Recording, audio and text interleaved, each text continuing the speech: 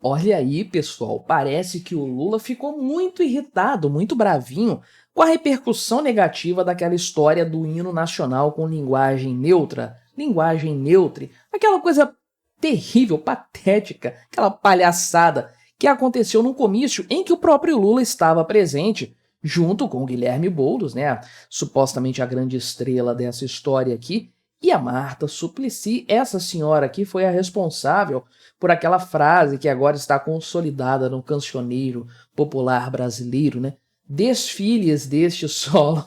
Coisa patética. Teve mais coisa também no hino, tá? Além disso aqui, mas parece que a repercussão nos bastidores do governo foi bastante ruim e não é para menos. Isso aqui é um grande tiro no pé da campanha do Boulos e acaba repercutindo em todo mundo que está envolvido nessa história. Vamos conversar então sobre esse piti dado pelo senhor Luiz Inácio Lula da Silva, o quanto que isso aqui pode atrapalhar o Guilherme Boulos na sua tentativa de ser prefeito da cidade de São Paulo. Mas antes, não se esqueça, deixe o seu like, o seu comentário neste vídeo, se inscreva no meu canal. Se você ainda não for inscrito, considere se tornar membro patrocinador do meu trabalho. Com valores a partir de R$ 1,99 por mês, você me ajuda bastante dessa forma, pode ter certeza disso, né?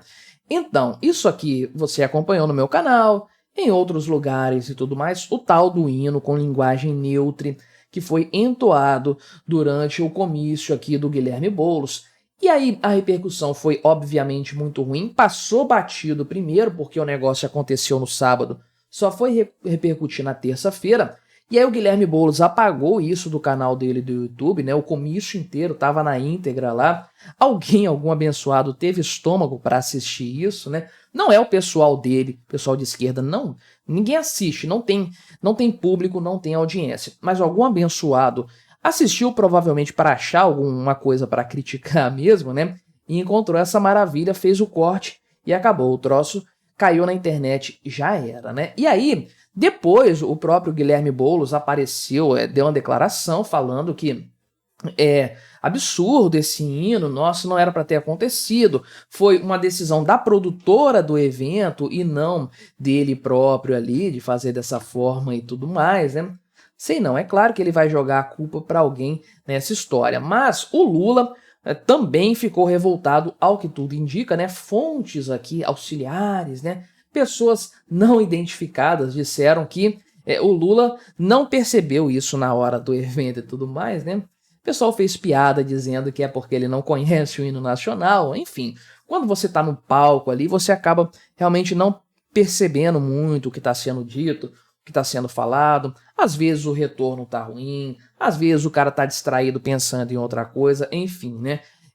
Acredito, acho possível que ele nem tenha percebido isso na hora, né? Então, parece que o Lula aí, de fato saiu até feliz, otimista com o evento. Não sei, não tinha muita gente presente. Eu não sei o que esse comício representa em matéria de fortalecimento da imagem do Guilherme Boulos, né? Só que depois que o negócio vazou, apareceu aí nas mídias, nas redes sociais, né? Virou notícia, virou o grande tema desse comício aí, né? É engraçado, o Lula sempre tem isso, né? Uma coisa impressionante. Vão fazer lá um evento do Lula para inauguração de não sei o que, vai ter ali um ministro dele apresentando os slides ali de coisas boas que o governo fez e tudo mais.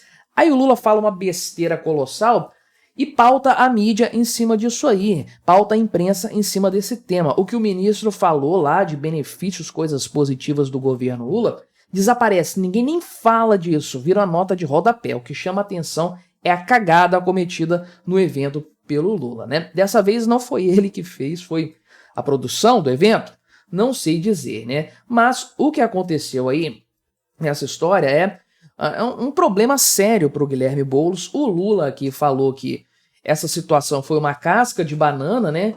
E aí o Guilherme Boulos caiu o risco de cair. Eu acho que ele caiu de fato, ele tombou. Isso aqui vai impactar na campanha dele com certeza, né? E ele falou que isso teve um efeito negativo e que tem que ser evitado daqui para frente, né?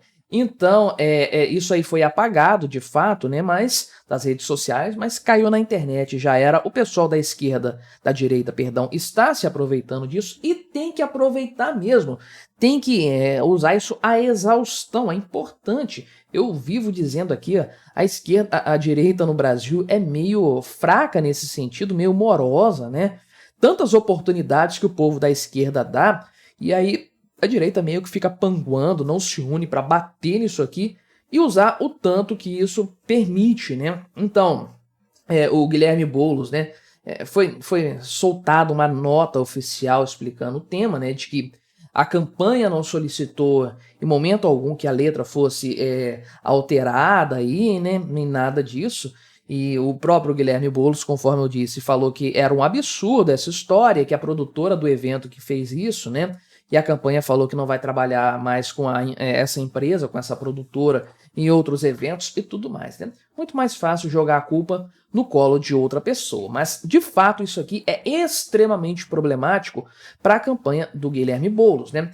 Por quê? Ele, a todo custo, tem buscado romper aquele teto que ele possui, que é muito evidente, de 25, 30%, né? O cara tem muito apoio popular, consegue muitos votos, com certeza. Ele se elegeu deputado federal ali com muitos votos em São Paulo, levou mais uma turma com ele, né?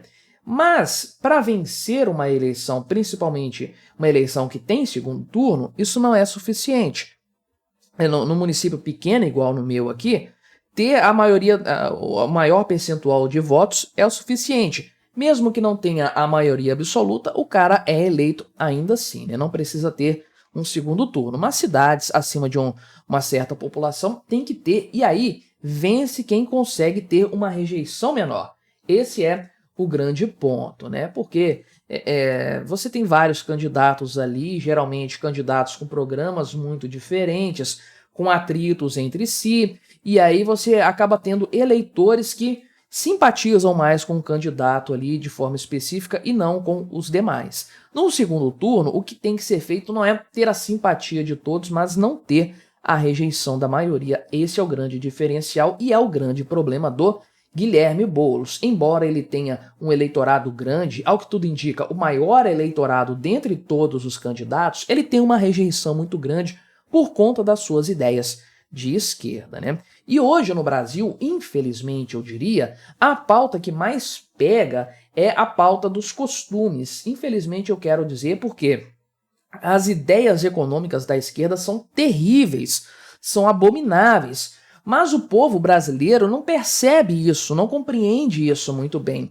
Então isso meio que passa batido, não é o grande problema. O que o brasileiro realmente se foca é a questão da pauta de costumes, da pauta conservadora, da pauta moral, vamos colocar assim, né?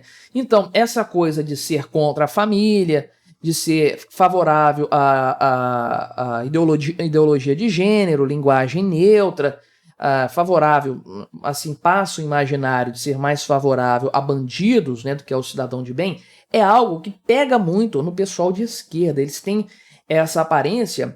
E não é equivocado, não é uma análise equivocada. Eles fizeram todo o trabalho possível para passar essa imagem para o povo. Então, o Guilherme Boulos sabe que para que ele vença essa eleição, ele precisa passar uma imagem diferente, ele precisa esconder quem ele é. Acho fenomenal isso na esquerda, né? Eles não podem revelar suas reais intenções, as suas pautas. Eles têm que assumir pautas de direita para ser eleitos, né? É assim que a coisa funciona aqui no Brasil. Então é por isso que você está vendo o Guilherme Boulos falando que vai aumentar a Guarda Civil Metropolitana em São Paulo. Você está vendo o Guilherme Boulos indo em igreja, receber bênção de pastor ali e tudo mais, né? Por quê? Porque ele gosta de polícia, gosta de Guarda Civil, porque ele virou crente. Não é por nada disso, é porque ele quer se aproximar de um eleitorado ali que até votou no Lula, porque o Lula teve maioria de votos na Grande São Paulo, né? Na cidade de São Paulo de forma específica também.